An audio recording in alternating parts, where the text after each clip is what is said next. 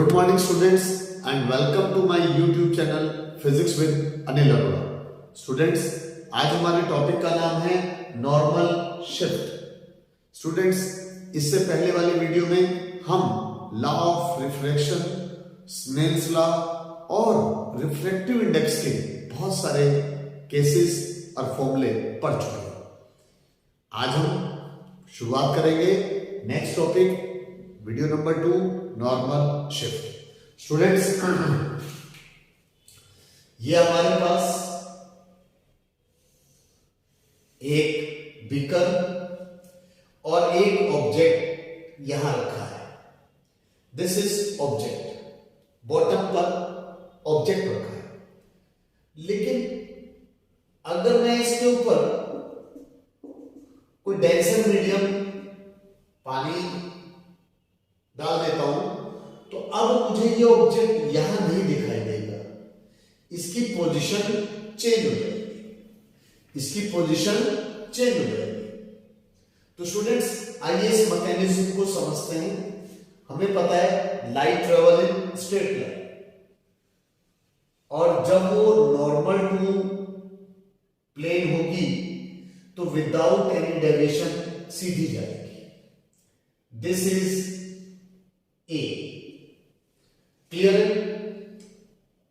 और दूसरी रे डेंसर से, ये नॉर्मल डेंसर से रेयर में जा रही है, तो it reflect away from the normal, it reflect away from the normal. और ऑब्जर्वर को वो जो ऑब्जेक्ट यहां नहीं दिखाई देगा, कहां दिखाई देगा? यहां पर दिखाई देगा। क्लियर? अगर डेंसर, ये डेंसर जिसका रिफ्रैक्टिव इंडेक्स μ2 है, और ये रेरर जिसका रिफ्रैक्टिव इंडेक्स μ1 है, ठीक है। इस केस में सबसे पहले तो मैं बता दूं, this AO is called real depth, ठीक है। AI is called apparent depth. So what is normal shift? Students, this normal shift is equal to real depth minus apparent depth. That is normal shift. This OI is called normal shift. This OI is called normal shift. Normal shift is equal to real depth AO minus apparent depth AI. Clear है students? This is equation 1. Now using Snell's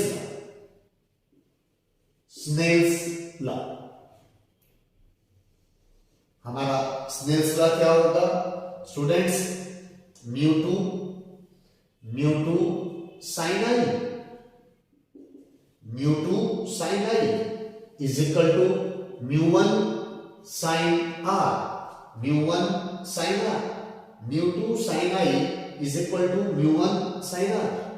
या मैं लिख सकता हूं μ2 by μ1 is equal to sin r divided by sin i। Clear? μ2 by μ1 को लिख सकता हूं 1 μ2 where 1 μ2 refractive index of denser with respect to rarer। Clear? Now sin r students, मैंने इसको सपोज कर लिया b। अगर ये r है तो ये भी r होगा। क्लियर है? कॉरस्पॉन्डिंग एंगल्स, और ये आई है तो ये भी आई होगा, अल्टरनेट एंगल्स, तो sine R is equal to लिख सकता हूं A B perpendicular upon hypotenuse, A B upon B I. ठीक है, sine I is equal to लिख सकता हूं A B perpendicular upon hypotenuse B. Clear है? यहां पर ए बी से ए बी कैंसिल हो गया और ये मेरे पास बच गया, क्या बच गया, बी ओ। ये ऊपर चला जाएगा डिवाइडेड बाय बी आई, लेकिन इस बी ओ को मैं लिख सकता हूं A O. This B O can be considered as A O. Why? Because these angles are very very small. These angles are very very small. B I is equal to लिख सकता हूं मैं ए आई। Clear? मेरी बात समझ गए? This BO can be considered as AO. This BI can be considered as AI. Why? These I and R is very very small. मेरी बात समझ गए स्टूडेंट्स? ये मैंने डायग्राम बड़ा बनाया तो आपको लग रहा है I बहुत ज्यादा होगा, नहीं, I is very less. I is very small. Now, what we observe? We observe mu is equal to, simple, mu is equal to BO जिसको मैं AO लिख सकता हूं, BI जिसको मैं AI लिख सकता हूं। क्लियर है? तो AO यानी रियल लेंथ, AO का मतलब रियल लेंथ, एंड AI का मतलब what is AI? Apparent length. तो स्टूडेंट्स इस तरह से मेरे पास यहां पर म्यू का फॉर्मूला आ जाता है, यानी इस केस में refractive index of denser with respect to error का फॉर्मूला आ गया real depth divided by apparent depth. Students, now using equation 1,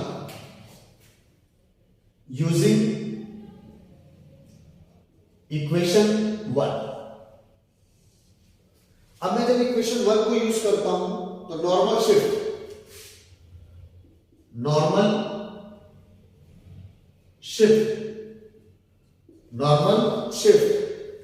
OI is equal to AO minus AI। आप चेक कर ले स्टूडेंट्स, देख लें आप चेक कर ले, OI is equal to AO minus AI। Clear? Now OI is equal to AO 1 minus AI upon AO. OI, this OI, let us consider this OI is equal to D. This is D and this is T. Is it clear? तो T 1 minus AI, हमने क्या लिखा है इसको? AO upon AI. Yes, clear? Now from this equation we can put this value here. Yes, तो हमारे पास आ जाता है D is equal to T 1 minus 1 upon mu। ये हमारे पास फॉर्मूला आ गया किसका? नॉर्मल शिफ्ट का formula in terms of T, that is height up to which liquid is filled in the container, and mu is refractive index। और इस equation से हमें क्लियर हो गया कि नॉर्मल शिफ्ट T और म्यू पर डिपेंड करता है। It depends on T and mu, that is factors affecting normal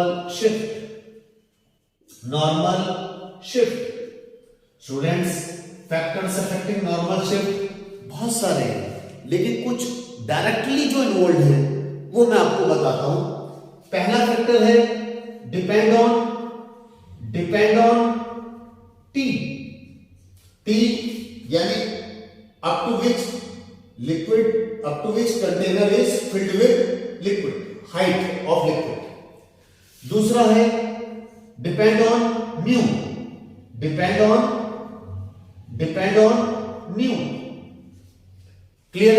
तीसरा हमारे पास क्या है? Nature of medium, nature of medium भी लिख सकते हैं। और चौथा है डिपेंड्स ऑन किस पर? कलर यानी डिपेंड्स ऑन कलर यानी जो वेवलेंथ, अलग अलग कलर की वेवलेंथ अलग अलग होती है, यानी डिपेंड्स ऑन वेवलेंथ। इस तरह से बहुत सारे फॉर्मूले, बहुत सारे कंसेप्ट है जिन पर नॉर्मल शिफ्ट डिपेंड करता है। तो स्टूडेंट्स, ये तो बात हुई नॉर्मल शिफ्ट की, लेकिन एग्जाम्स में किस तरह के क्वेश्चन पूछे जाते हैं, आइए उसमें से एक क्वेश्चन हम डिस्कस करते हैं। क्वेश्चन है, a mark is made on the bottom of a beaker and a microscope is focused on it. The microscope is raised through 1.5 centimeter. To what height water must be poured into the beaker to bring mark again into focus? Given है mu for water is 4/3. A mark is made on the bottom of the beaker. ये लीजिए, मैं इसका answer बताता हूं, ये लीजिए। ठीक है, हमारे पास ये है, ये लीजिए, ये माइक्रोस्कोप, ठीक है, और ये रहा ऑब्जेक्ट। क्लियर है? The microscope is raised to 1.5 centimetre. अब माइक्रोस्कोप को हम कितना ऊपर ले गए? 1.5 सेंटीमीटर ऊपर ले जाते हैं। कहां ले गए? 1.5 सेंटीमीटर हम ऊपर ले गए, ठीक है, यहां से यहां ले गए, सो दैट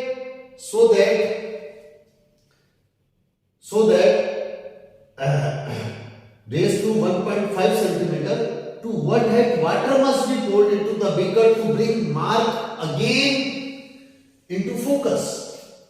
तो मान लीजिए इतना ऊपर ले जाने के लिए मैंने इसके अंदर कितना वाटर इमर्स किया? इतनी हाइट तक वाटर इमर्स कर दिया।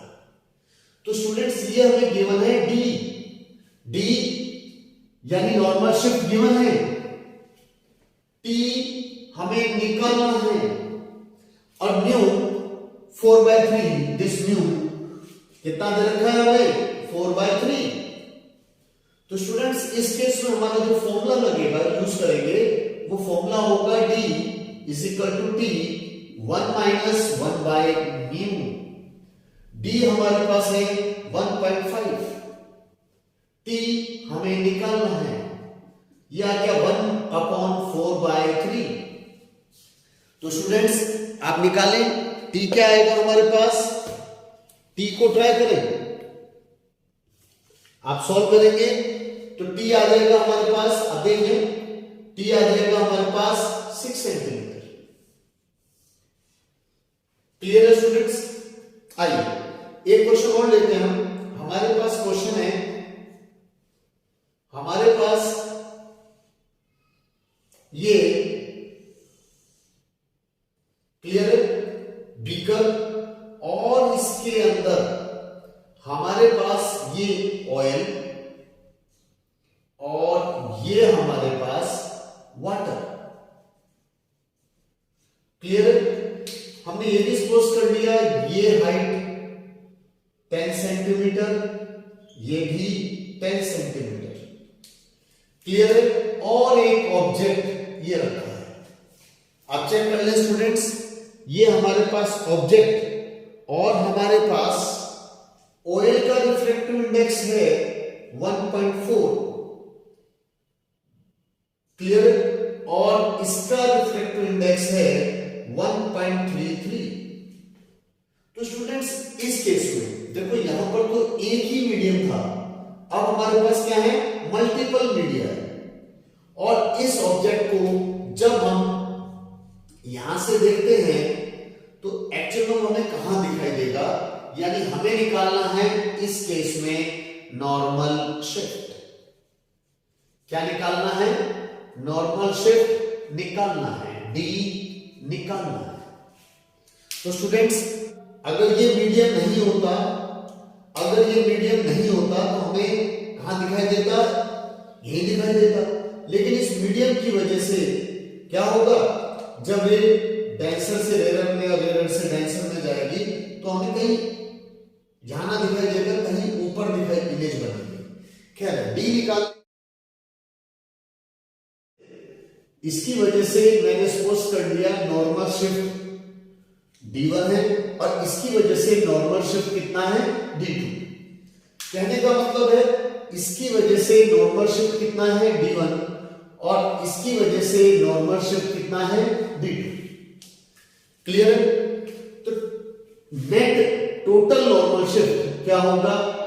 μ1 1 माइनस 1 अपॉन μ1, यानी μ1 की जगह T1 आएगा प्लस T2 1 माइनस 1 अपॉन μ2।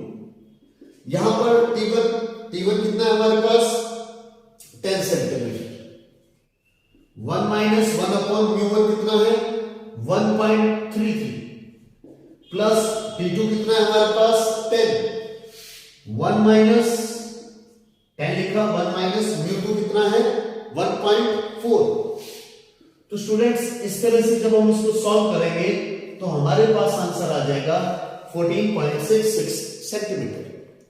तो स्टूडेंट्स, आपने याद रखना है, ध्यान रखना है, यहां तो 2 मीडियम थे, अगर मेरे पास 3 मीडियम हो जाते हैं। कितने मीडियम है?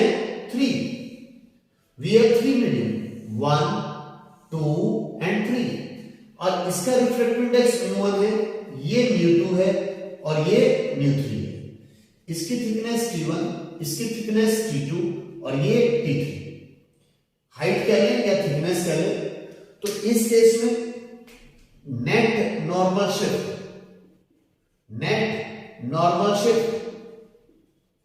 क्या होगा? D is equal to D1 plus D2 plus D3, where D is equal to D1 क्या होगा?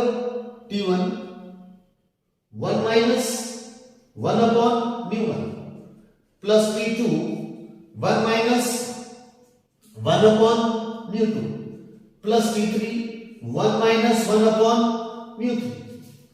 तो इस तरह से स्टूडेंट्स हम मल्टीपल, ये 1 था, ये 2 है, यह 3 है, तो इस तरह से हम ये फॉर्मूले यूज करके इस फॉर्मूले की हेल्प से हम मल्टीपल मीडिया की वजह से मल्टीपल मीडिया की में नॉर्मल शिफ्ट का फॉर्मूला अप्लाई कर सकते। नेक्स्ट क्वेश्चन है हमारे पास students, a small ink dot on a paper is viewed through a glass slab of thickness 10 centimeter and refractive index 1.5 centimeter. What is apparent depth of ink dot? Students देखिए, हमें given है हमारे पास thickness यानी real depth. यहां पर हमारे पास क्या गिवन है? रियल डेप्थ कितना है? 10 centimetre and refractive index 1.5 centimetre. What is apparent depth? So we know that mu is equal to क्या होता है? Real depth divided by apparent depth, that is real depth. हमारे पास रियल डेप्थ कितनी है? 10। apparent depth हमें निकालना है। म्यू की वैल्यू गिवन है 1.5 is equal to 10 upon y, या y is equal to 10 upon 1.5, यह कह सकते हैं हमारे पास लगभग 6.6 सेंटीमीटर के आसपास आंसर आ जाएगा। क्लियर है स्टूडेंट्स? ये हमारे पास आंसर आ जाएगा लगभग 6.6 सेंटीमीटर। क्लियर हो गया? यानी कुछ केसेस में हो सकता है हमें ये फॉर्मूला यानी direct mu is equal to real depth divided by apparent depth वाला फॉर्मूला भी लगाना पड़ेगा। स्टूडेंट्स, एक और क्वेश्चन है आपके पास। Actual position between observer I and coin is as shown in figure. यानी एक्चुअल पोजीशन क्या है? 36 एंड 24। तो इनके बीच में एक्चुअल पोजीशन कितनी आ गई हमारे पास? 30 एंड 6 एंड 24 कितनी आ गई? 60 सेंटीमीटर। क्लियर है? What is apparent position between them when container is filled with water? ठीक है, तो apparent position यानी apparent position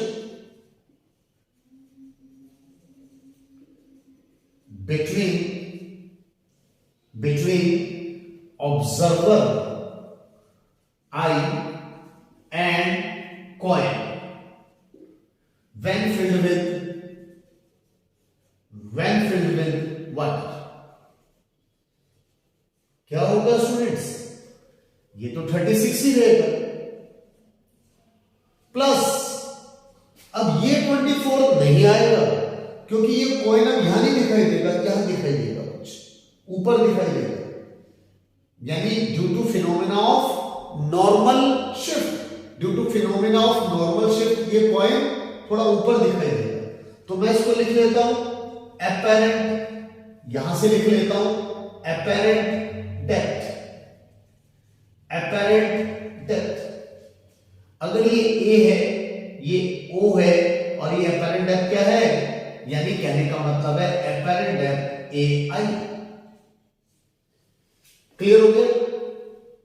तो students, we know that mu is equal to real depth divided by apparent depth। Real depth that is AO, apparent depth that is AI। तो मेरे पास AI is equal to क्या आ जाएगा?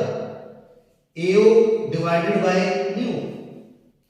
अब हमने क्या किया इसमें? AI की जगह, इस AI की जगह क्या किया? ये जो AI है यहां, अब मेरे पास क्या आ जाएगा? अपैरेंट पोजीशन क्या आ जाएगी या अपैरेंट सेपरेशन क्या आ जाएगा? अपैरेंट पोजीशन या कहने सेपरेशन क्या आ जाएगा? आप चेक कर ले। 36 प्लस AI की जगह AO डिवाइडेड बाय म्यू, यानी 36। AO कितना है हमारे पास? 24 और म्यू कितना है? 4/3। आप चेक कर ले स्टूडेंट्स, और ये आ गया 36, ये ऊपर जाएगा 72/4 18, 36 प्लस 18 कितना आ गया मेरे पास? 54 सेंटीमीटर। चेक कर ले, एक्चुअल 60 है लेकिन अपैरेंट सेपरेशन कितना आ गया? 54 centimetre due to this medium, denser medium. लेकिन स्टूडेंट्स, एक क्वेश्चन बहुत इंपॉर्टेंट है, कई बार एग्जाम्स में भी आता है। सपोज मेरे पास ये स्विमर, ये कोई स्विमर है और कहां? इनसाइड वाटर, और ये यहां पर एक बर्ड को देख रहा है। अब ये एक्चुअली बर्ड जो है यहां पर, ये 36 है, ये लीजिए इसको भी 36 ले, और ये कितना है? 24। क्लियर? ये हमारे पास कितना है? 24। ये 60 था, ये भी 60 है। Question is same. What is apparent position of bird when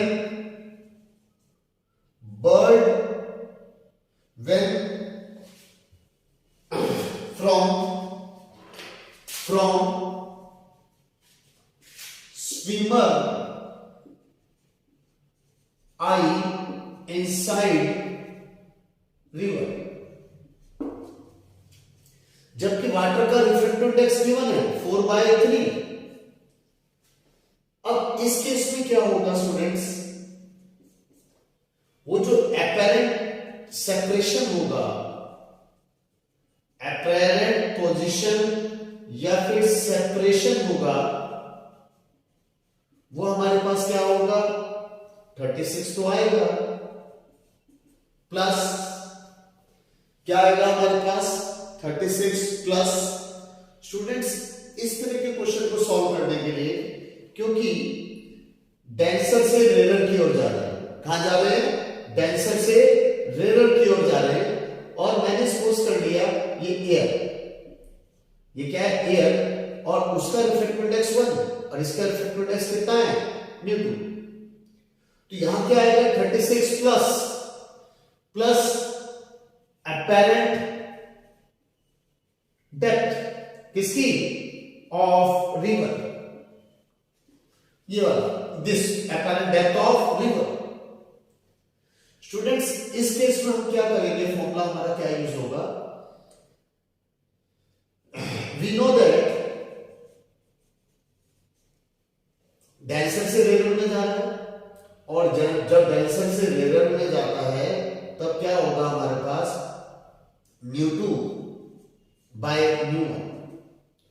special formula है, ध्यान रखना आपने, ν2/ν1 कहां से कहां जा रहा है हमारे पास, कहां से कहां जा रहा है, from this medium to denser to rare. तो ν2/ν1 इज इक्वल टू क्या हो जाएगा हमारे पास, apparent depth by real depth, that is कहां से कहां जा रहा है, 2 से 1, तो 2 से 1, क्लियर है, 2 से 1 जा रहा है, लेकिन हम इसको लिखेंगे इस तरह से, यानी अब हमारा जो म्यू है, देखो इस केस में म्यू का फॉर्मूला क्या है, real depth divided bye apparent depth, जब हम रेयर से डेंसर देख रहे हैं, जब डेंसर से रेयर देखेंगे तो हमारा ये फॉर्मूला रिवर्स हो जाएगा, म्यू तो म्यू रहेगा, म्यू रहेगा, लेकिन ये रिवर्स हो जाएगा, क्लियर है। अब देखो क्या होता है, एपेरेंट डेप्थ हमें चाहिए निकालना y, रियल डेप्थ हमें गिवन है 24, तो 4/3 is equal to y upon 24, और y is equal to 24 into 4/3, तो मेरे पास आ गया ये 3 8 4 जा 32।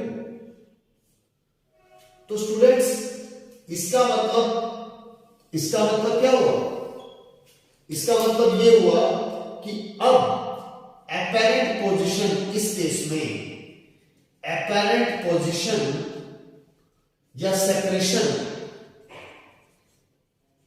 बिटवीन स्विमर एंड बर्ड क्या हो जाएगा, 36 प्लस 32 कितना हो गया, 68 सेंटीमीटर।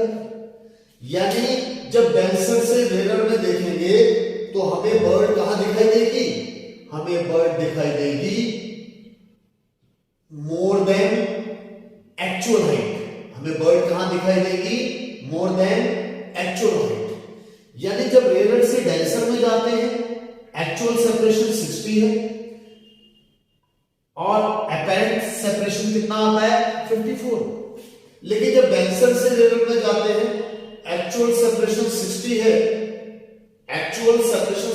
लेकिन एपेरेंट कितना आता है 60 है, यानी और ऊपर दिखाई देगी। तो नॉर्मल शिफ्ट में डेप्थ कम, एपेरेंट शिफ्ट में डेप्थ कम भी होती है, लेकिन डेंसर से जब रेयर में देखते हैं तो डेप्थ हाइट क्या हो जाती है, ये इंक्रीज हो जाएगी। तो इन दोनों कंसेप्ट से आपको समझ में आ गया होगा कि रेयर से डेंसर दिन में देखने पर और डेंसर से रेयर में देखने पर नॉर्मल शिफ्ट किस तरह से चेंज होता है, एक्चुअल सेपरेशन किस तरह से चेंज हो रहा है, वो सब आपको क्लियर हुआ होगा स्टूडेंट्स। मेरे वीडियो को ध्यान से देखते रहे, और भी बहुत सारे क्वेश्चन हैं वो आप ट्राई करते रहे students. Thank you, best of luck, wish you best students. अगर मेरा वीडियो अच्छा लगे तो इसको अपने साथियों के साथ शेयर भी करें और सब्सक्राइब भी करें।